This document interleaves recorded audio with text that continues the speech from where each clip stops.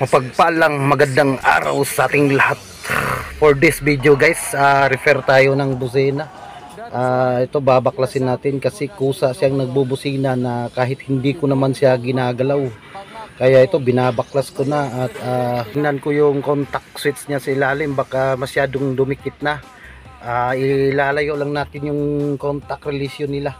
Masyado na siguro dikit yung isa't isa nila, kaya yun, kusa silang magbubusina na hindi ko naman ginagalaw. So ayan, test muna natin yung contact nila sa okay. Great job. Tutunog nga siya. So dito tayo focus, tatanggalin muna natin yung mga tornilyo. So guys, nung unang beses nagbubusina siya kusa.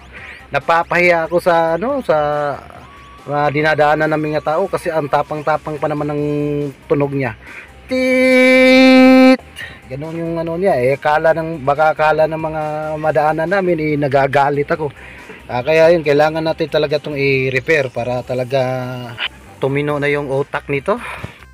So ayan guys, naka-hook lang naman yung mga lock niya. So itulak mo lang, ganun lang. Ayan, napaka-basic lang naman. At ayan, lalagyan muna natin ng marker, dapat. Okay.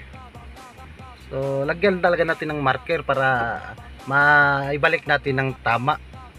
Kasi pag yung bagay, pag magkapareho lahat, katulad yan bilog, wala naman siyang pinag-iba. Kaya maglagay ka ng marker para hindi ka na mag-isip pa ng iba. Para stick to one ka na. Ayan, ayan, bihilain lang natin yan, yung hihilain lang natin kasi lumambot na talaga siya.